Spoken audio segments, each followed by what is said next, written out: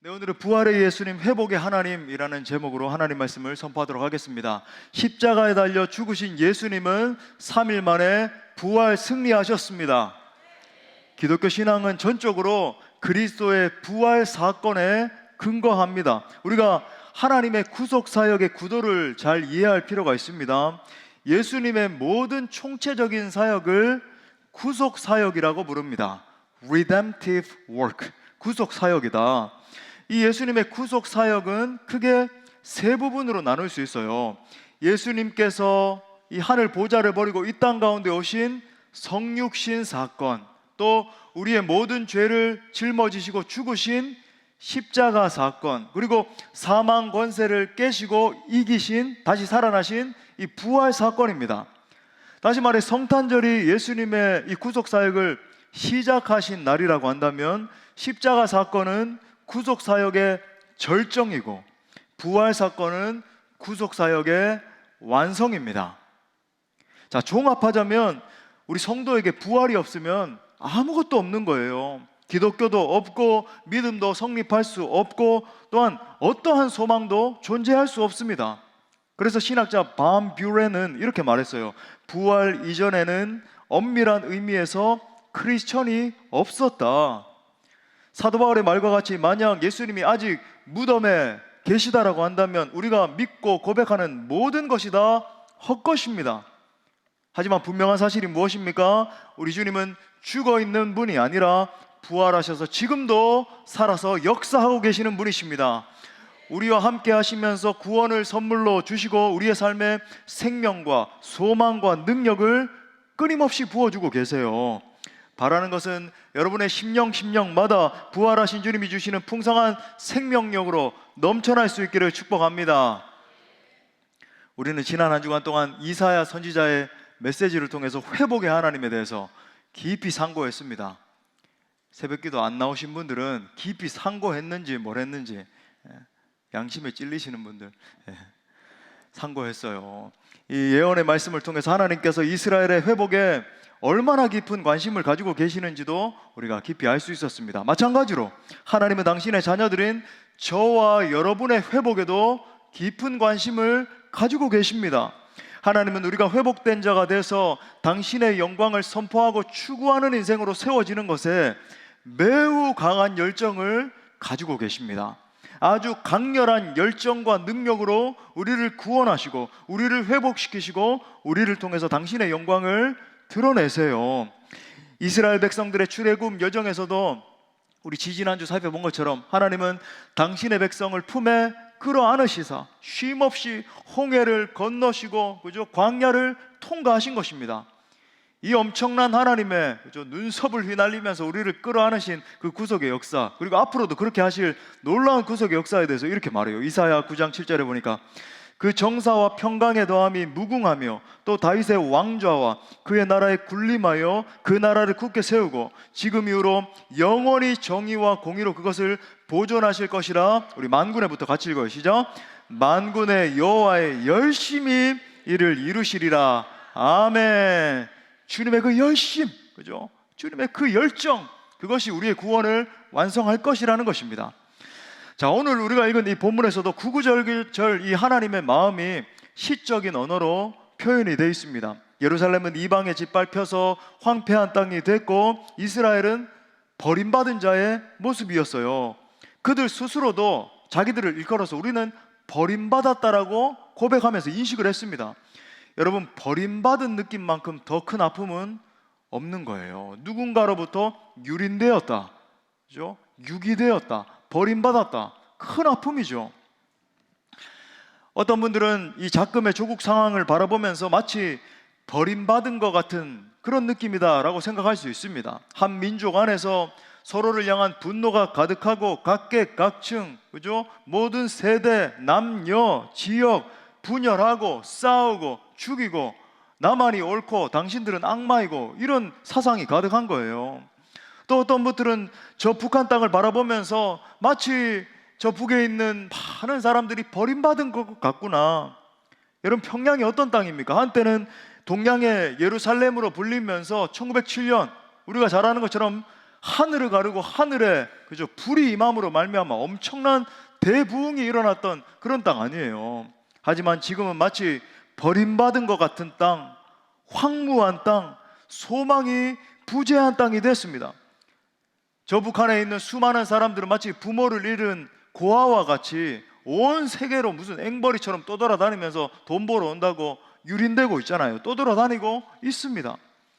또 우리 주변의 상황을 바라보면서 아무런 소망이 보이지 않을 수도 있습니다. 더 나아가서는 내 심령 상태를 조망해 보면서 저는 아무런 소망이 없습니다. 저에게 어떤 회복이 일어날지 보이지가 않습니다. 그렇게 생각하는 분들이 계실 수 있어요. 하지만 이 절망의 상황에서도 우리가 관심을 둬야 하는 것은 하나님의 의지입니다. 내 자신의 현실, 우리가 당면한 어떤 현실, 그죠? 내가 내 자신을 바라볼 때, 내 주변을 바라볼 때 도무지 희망이 없어 보이는데 그것이 아니라 하나님의 의지와 그분의 능력에 초점을 맞춰야 되는 거예요. 우리가 회복에 대한 기대를 가지는 것은 오직 하나님 때문입니다. 하나님은 그의 아들 예수로 하여금 죽음의 권세를 이기고 부활 승리케 하신 분이세요. 그 하나님은 아무리 망가진 인생이라 할지라도 소망을 주시고 회복의 은혜를 베푸실 수 있는 분이십니다. 그래서 오늘은 무너진 이스라엘을 회복시키기 원하시는 이 하나님의 열심에 우리가 초점을 맞추면서 함께 은혜를 나누고자 합니다. 말씀을 통해서 회복의 하나님, 부활의 예수 그리스도, 전능하신 삼위의 하나님을 만나는 시간 되시기를 간절히 축복합니다. 크게 두 가지로 살펴보겠습니다. 첫 번째는 하나님의 회복은 우리의 전 존재를 새롭게 하십니다. 우리 따라서 선포합시다. 하나님의 회복은 우리의 전 존재를 새롭게 하신다. 자, 하나님의 회복이 갈수록 깊어지고 있어요. 하나님은 상한 자를 고쳐주시는데 가장 먼저 새 이름을 지어주시는 것으로 시작을 합니다. 자, 2절 중반에 보니까 너는 여호와의 입으로 정하실 새 이름으로 일컬음이 될 것이다. 바벨론의 포로가 된 백성은 이스라엘의 이름을 잊고 살았습니다. 이름 대신에 숫자 취급받은 거예요. 여러분, 포로는 숫자로 불리죠. 너 넘버 1, 2, 3, 4, 5, 6, 7 죄수 너 3, 4, 5, 6, 7, 8, 9 빨리 나와, 화장실 가, 밥 먹으러 가. 그렇게 돼요. 여러분, 포로의 특징이 있다라고 한다면 이름이 없다는 것입니다. 혹 이름이 있다라고 해도 아는 사람도 없고 불러주는 사람도 없고 그 이름에 대해서 소중하게 여겨주는 사람이 아무도 없어요. 여러분, 우리가 이름을 지니고 있다. 누군가가 누구누구 형제님, 누구누구 자매님, 그죠? 동사무소에 가면 누구누구 씨 이렇게 불리는 이름이 있다라고 하는 것은 무슨 뜻입니까? 우리 각자가 고유한 정체성을, 소중한 정체성을 지니고 있는 존재임을 말해주는 거예요. 우리의 이름 속에는 우리 부모님이 우리가 태어났을 때 얼마나 소중히 여기면서 너는 어떤 이름이야, 그 기대와 사랑이 들어있고 또 이름 안에 내 자신의 존재가 들어있죠. 나는 누구누구이다, 나는 임재흥이다, 나는 누구누구이다, 그죠? 그런데 그 하나님께서 이제 새 이름을 지어주신다라고 말씀합니다. 새 이름을 받는다라는 것 자체가 완전한 회복을 의미하는 거예요. 야야, 너 포로된 정체성, 이제 너는 과거에 완전히 꽁꽁 묶여있던 그 정체성, 상처 입어서 울고 있던 그 정체성, 무너진 자의 정체성이 아니야. 이제는 너에게 완전히 새로운 인생이 시작되었어. 이제 나와 함께 내 손 붙들고 새로 출발하자 라는 메시지가 새 이름 속에 숨어 있는 거예요. 성경을 보면 하나님으로부터 새 이름을 부여받은 인물들이 나오잖아요.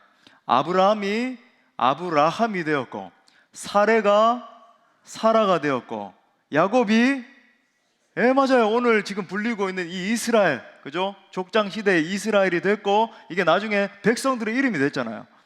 그것은 그들의 인생에 거대한 전환, 회복이 일어났음을 말해주고 있는 것입니다.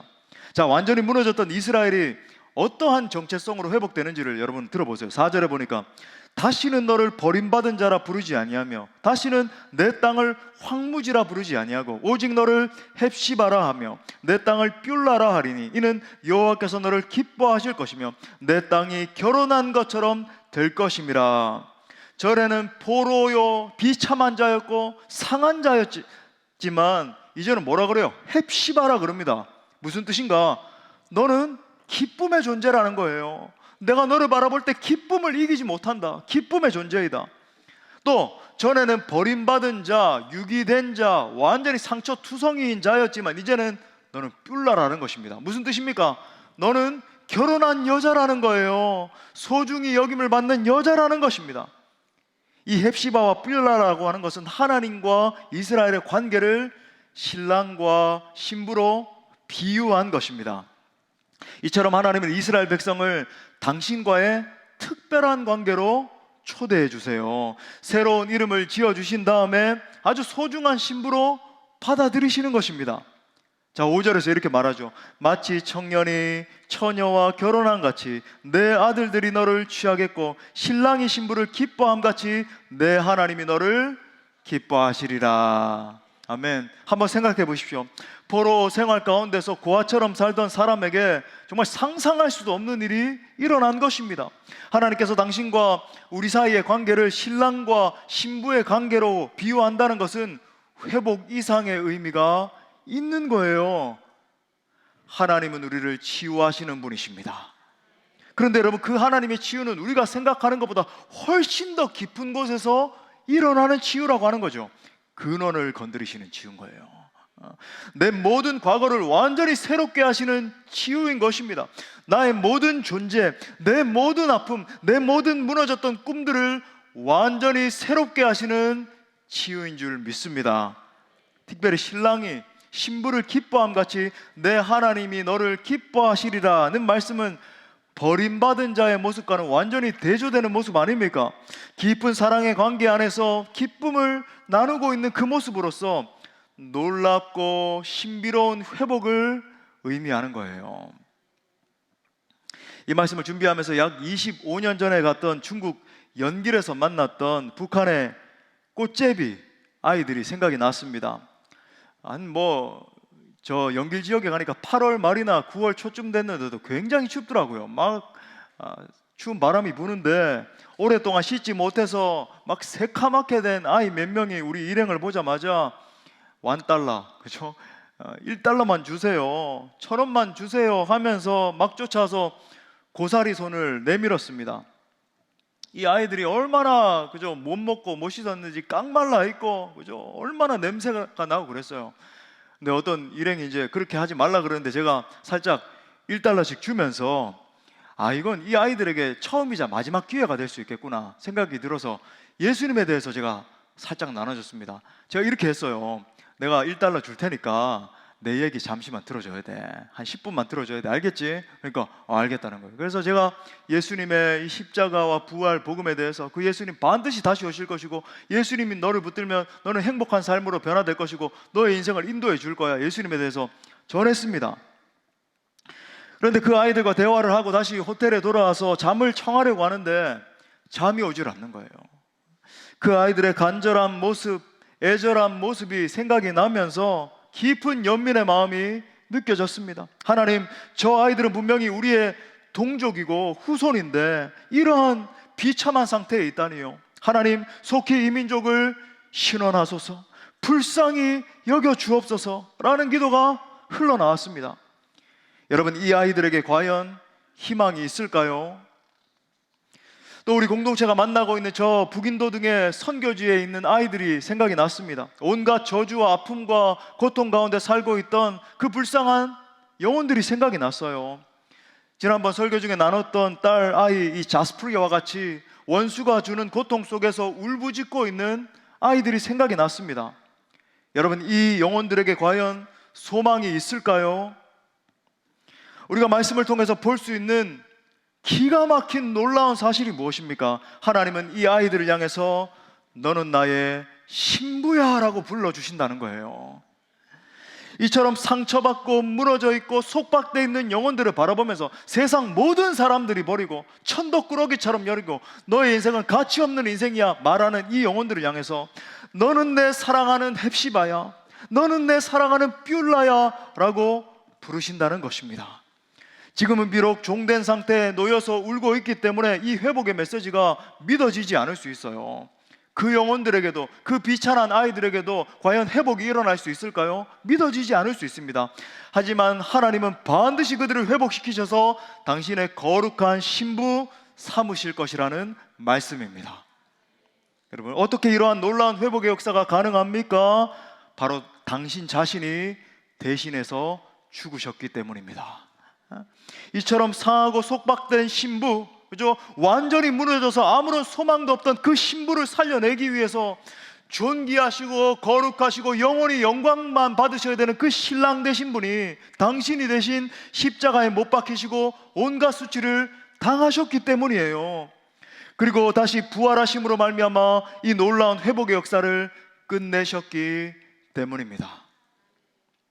이 자리 가운데도 목사님, 저는 버림받은 자입니다. 저의 인생을 아시면요, 저는 너무나 큰 상처 입은 자입니다. 나는 살아갈 소망이 없습니다라고 울고 있는 분 계시지 않습니까? 여러분이 어떠한 비천한 상황에 놓여 있다 할지라도, 여러분의 심령이 다 무너지고 살 소망이 다 끊어진 것처럼 보인다 할지라도, 우리 주님은 여러분을 회복시키실 수 있는 능력이 있는 분이십니다. 아니, 여러분의 전 존재를 회복시켜 주시면서 너는 내 사랑하는 신부요, 내 사랑하는 기쁨이라고 말씀하시는 우리의 참된 신랑이 되십니다.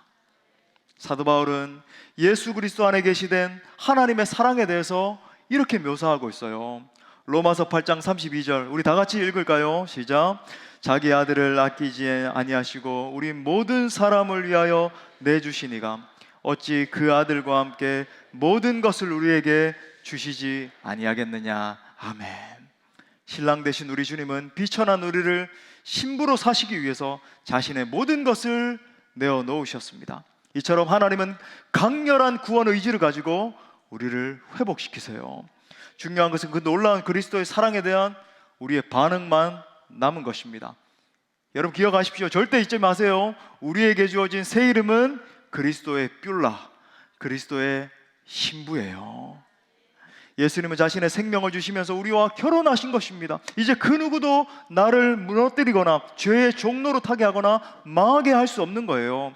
버림받을 것에 대한 두려움을 가질 필요도 없는 것입니다. 그러므로 하나님의 사랑받는 신부로서 당당하고 힘차고 담대하게 설 수 있기를 축복합니다. 자, 두 번째로 하나님의 특별한 사랑의 초대에 기쁨으로 반응하시기 바랍니다. 우리도 따라 선포할까요? 하나님의 특별한 사랑의 초대에 기쁨으로 반응하자. 또 하나님의 이 사랑의 특징이 있다고 한다면 특별한 배우를 의미해요. 자, 오늘 3절 말씀해 보니까 너는 또 여호와의 손에 아름다운 관, 내 하나님의 손에 왕관이 될 것이다. 정말 놀라운 표현 아닙니까? 버림받은 자로 살아온 사람에게는 정말 상상도 할 수 없는 일이 일어났습니다. 하나님의 손에 들린 왕관이라니요. 이 극적인 표현은 쉽게 말해서 아주 존귀한 존재가 됐다는 말이에요. 지금까지는 최고로 비천한 자로 살던 자에게 온 우주의 창조자이신 하나님의 손에 들려있는 왕관이라니, 여러분 정말로 황홀한 표현 아니에요.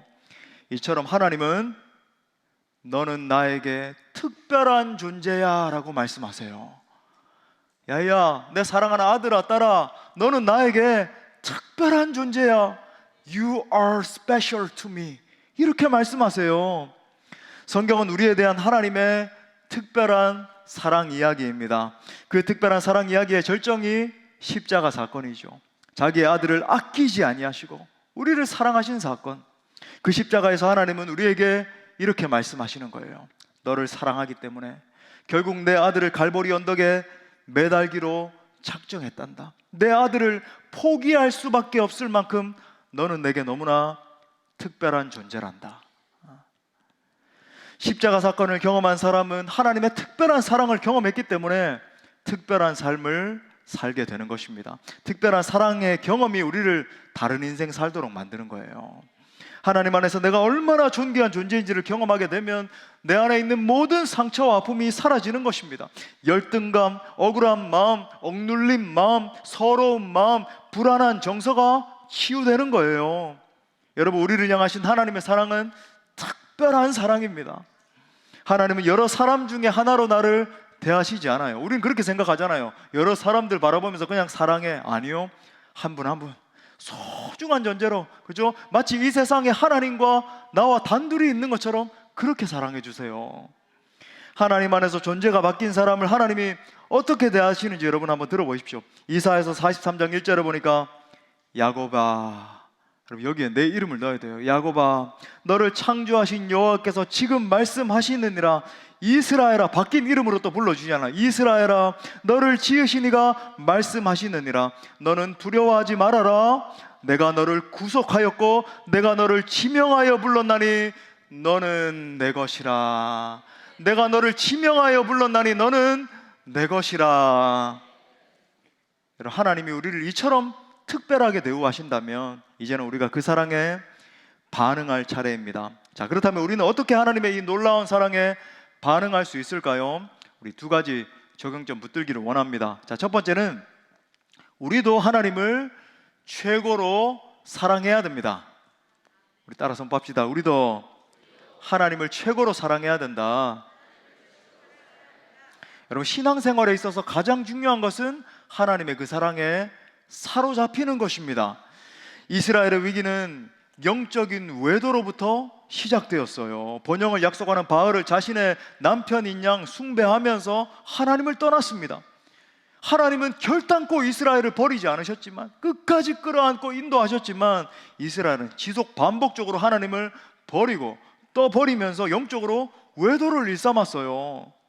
그러므로 사랑하는 여러분, 우리는 영적으로 우리 자신을 철저하게 점검해야 됩니다. 하나님이 끊임없이 나를 향해서 너는 나의 특별한 신부야 라고 불러주시는데 나는 고개를 다른 데로 돌리고 있지 않습니까? 정말 나의 마음은 하나님을 최고로 사랑하고 하나님과 교제하는 것을 최고의 복으로 여기고 있습니까? 여러분, 기억하세요. 하나님은 우리의 마음이 다른 곳에 빼앗기는 것을 결코 원치 않으십니다. 사랑하는 여러분, 하나님과의 관계성 속에서 주어지는 기쁨과 사랑보다 더 큰 기쁨은 없는 것이죠. 하나님은 우리가 하나님을 온전히 사랑할 때 가장 큰 기쁨을 누릴 수 있도록 우리를 만드셨어요. 그 말은 만일 우리가 하나님을 온전히 사랑하지 않으면 우리의 내면 안에 문제가 생겨나고 모든 것이 뒤틀리기 마련이라는 것을 여러분 말해주는 겁니다. 반대로 우리가 하나님과의 깊은 사랑의 사귐, 그 관계성 가운데 있으면 우리의 영혼과 삶은 가장 고귀하고 가장 건강하고 가장 아름다운 상태로 세워집니다. 천만인이 나를 에워싸도 두려워하지 않겠다라고 고백한 이 다윗의 심령과 같이 아주 튼튼하고 건강하고 담대한 심령이 되는 거예요. 그러므로 저는 여러분 모두가 하나님을 최고로 사랑하시고 하나님으로만 기쁨을 누리는 성도들 되시기를 바랍니다. 다른 곳에 눈 돌리지 맙시다. 그죠? 이 부활주의를 기점으로 결단해야 돼요. 다른 곳에 눈 돌리지 말고 하나님을 경외하는 신앙 가운데 굳게 서시기를 축복합니다. 자, 두 번째 적용점은 그 회복의 하나님을 전파하라 하는 것입니다.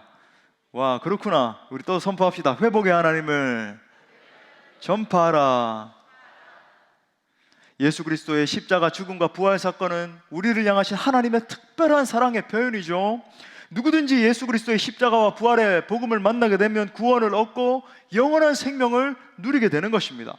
요한복음 11장 25절부터 26절에 보니까 예수께서 이르시되 나는 부활이요 생명이니 나를 믿는 자는 죽어도 살겠고, 우리 무릇부터 읽을게요. 시작. 무릇 살아서 나를 믿는 자는 영원히 죽지 아니하리니 이것을 내가 믿느냐. 아멘. 여러분, 이것이 우리가 선포하는 복음의 핵심이잖아요. 이 놀라운 예수님의 부활의 복음을 알지 못하고 여전히 절망 가운데 있는 사람들에게, 그죠? 이 민족과 온 열방의 수많은 영혼들에게 복음을 전해야 되는 것입니다. 초대교회의 사도들과 성도들을 생각해 보십시오. 그들이 어떻게 순교자의 반열에까지 이를 수 있었습니까? 그들은 하나같이 부활하신 예수님을 만난 거예요. 우리가 정말 부활하신 예수님을 알고 만났다라고 한다면, 정말 하나님의 놀라운 회복의 역사를 경험했다면 지금도 복음을 몰라서 죽어가고 있는 그 불쌍한 영혼들을 향해서 떠나야 되는 것입니다. 가라 그랬잖아요. 떠나야 되는 거예요. 복음을 전하는 것이 부담이 아니라 어떤 막 나를 짓누르는 책무가 아니라 사명으로 여겨져야 되죠. 내가 살아가는 이유, 내 이 한 번밖에 없는 인생을 통해서 생명을 건져내리라. 오늘도 우리 이제 곧 있으면 그죠, 2부 마친 후에 모든 교구원들, 또 우리 청년들, 또 아이들까지도, 우리 교구에 속한 아이들까지도 손 붙들고 우리 전도 나갑니다. 여러분들 한 분도 빠지지 말고, 나는 부끄러워요, 목사님 저는 못해요. 그러니까 오늘 단체로 가잖아요. 평소에는 부끄러울 수 있지만 오늘은 막 100명씩 막 함께 가니까, 그렇죠? 가십시오. 예수님 부활하셨습니다. 저희 수원 농부교회에서 나왔는데 우리 공동체 너무나 행복한 공동체예요. 예수님 믿고 구원받으세요. 선포할 수 있기를 바랍니다. 또한 여러분, 우리 계속해서 행복한 사람들의 축제 몰입하는데, 여러분 정말 영적으로 몰입할 때 기적이 일어나는 거예요. 정말 우리의 마음을 동력매고 참여하는 겁니다. 여러분, 우리가 전도 축제를 준비해서 영혼들을 초청하는 이유가 무엇입니까?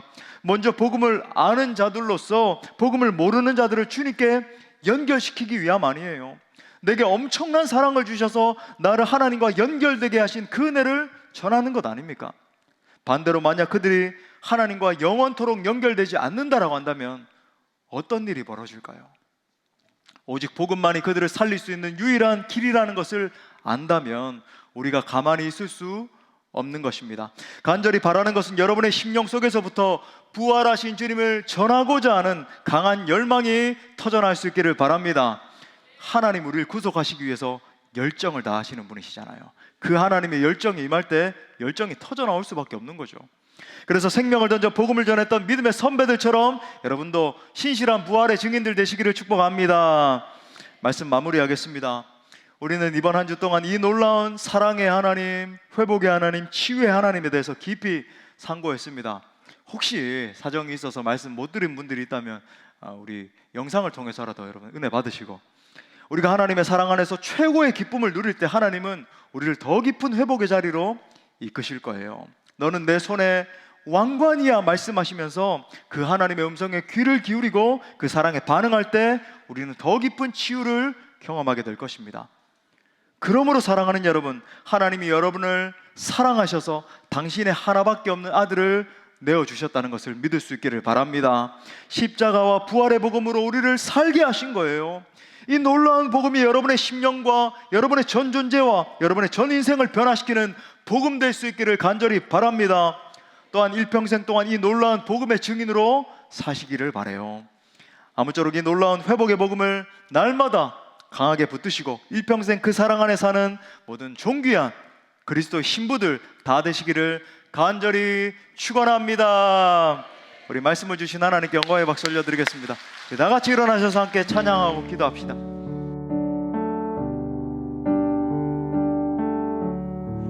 우리 부활하신 주님 찬양합시다. 할렐루야, 우리 예수 부활승 전하셨네. 세상 사람 찬양하니 천사와 다 파도다. 구주 예수 부활하사 사망 권세 이겼네.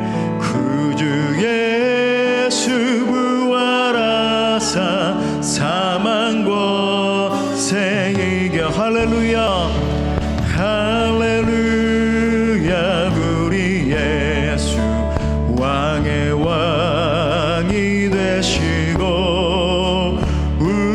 우리들의 중보 되심 성령 증거한 구주 예수 부활하사 구주 예수 부활하사 처음 열매 되셨네. 구주 예수 부활하사 처음 열매 되.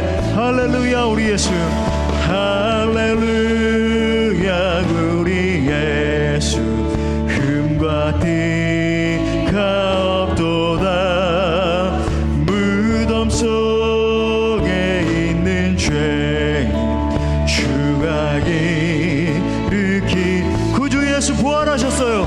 구주 예수 부활하사 영광 주로 오시네.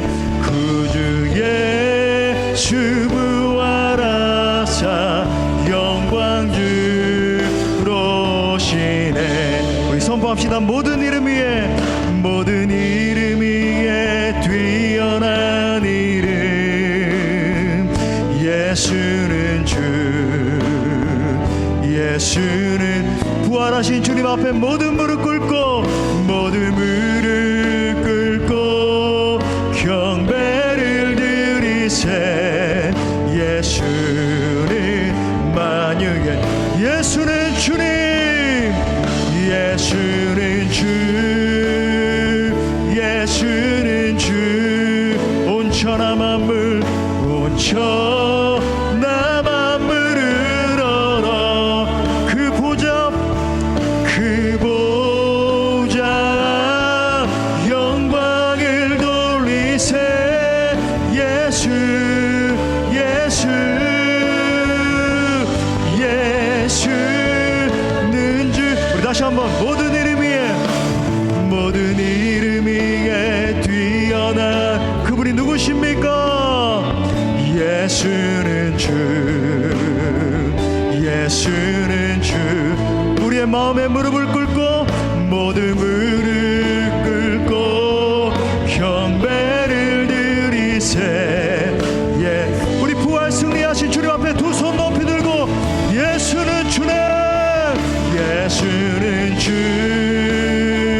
예수는 주. 아멘. 온천하 만물을 얼어 그 보좌 영광을 돌리세. 예수, 예수, 예수, 예수는 주, 예수는 주, 예수는 주. 아멘. 온천하 만물을 얼어 그 보좌 영광을 돌리세. 예수, 예수, 예수는 주. 이 시간 우리를 위해 죽으시고 부활하신 그 예수님을 다시 바라봅시다. 우리를 살리시기 위해 독생자 예수님을 내어주신 하나님의 그 엄청난 사랑을 생각합시다. 그리고 이제는 그 하나님의 사랑에 붙들려 그 사랑의 증인으로 살겠다고 우리 결단하며 기도하길 원합니다. 회복의 하나님, 우리를 살리시려고 하나밖에 없는 아들을 내어주신 그 놀라운 사랑을 바라봅니다. 그리고 모든 사망 권세를 깨시고 부활 승리케 하신 회복의 능력을 바라봅니다. 이제는 그 하나님의 사랑에 붙들림 받으어 일평생 동안 주님만을 위해서 살게 하여 주옵소서. 십자가와 부활의 능력이 내 삶에 넘쳐나게 하여 주옵소서. 능력 있는 십자가와 부활의 증인 되게 하옵소서. 우리 통성으로 함께 기도합시다. 오 주님이여,